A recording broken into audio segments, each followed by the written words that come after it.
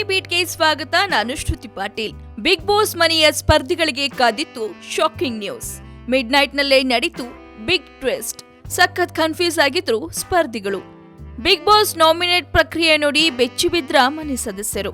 S, ವಾರದ ಕತೆ ಕಿಚ್ಚನ ಜೊತೆ ಅನ್ನೋ ಹಾಗೆ ಈ ವಾರವೂ ಶುಕ್ರವಾರ ಔಟ್ ಆಗುತ್ತೆ. ಮನೆಯಿಂದ ಯಾರಾದ್ರೂ ಒಬ್ರು ಹೋಗ್ತೀವಿ.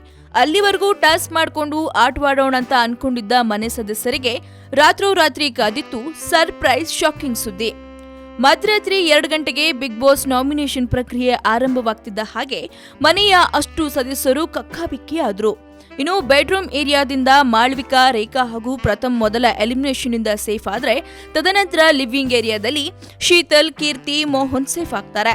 ಇನ್ನುಳಿದಂತೆ ಶಾಲಿನಿ, ಸಂಜನಾ, ಕಾರುಣ್ಯ ಮತ್ತು ಭುವನ್ ಗಾರ್ಡನ್ ಏರಿಯಾದಲ್ಲಿ ಬರ್ತಾರೆ. ಅಲ್ಲೂ ಕೂಡ ಔಟ್ ಆಗುತ್ತೆ. ಅದರಲ್ಲಿ ಮೊದಲು ಭುವನ್, ಆಮೇಲೆ ಶಾಲಿನಿ ಸೇಫ್ ಆಗ್ತಾರೆ.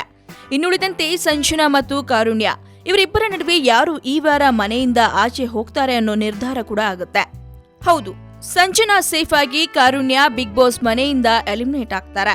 ಇನ್ನು ಈ ವಾರದ ನಾಮಿನೇಷನ್ ಪ್ರಕ್ರಿಯೆ ಮುಗಿತಿದ್ದ ಹಾಗೆ ಎಲ್ಲರೂ ನಾಮಿನೇಷನ್ ಬಗ್ಗೆ ಮತ್ತು ಈ ರೀತಿ ಮಿಡ್ ನೈಟ್ ಔಟ್ ಬಗ್ಗೆ ಮಾತನಾಡ್ಕೊಳ್ತಾರೆ. ಆದ್ರೆ ಇದ್ಯಾವುದು ಅರ್ಥವಾಗದ ಮನೆ ಸದಸ್ಯರು ಕಿಚ್ಚನ ಆಗಮನಕ್ಕಾಗಿ ಕತ್ಕೊಳ್ತಿದ್ದಾರೆ.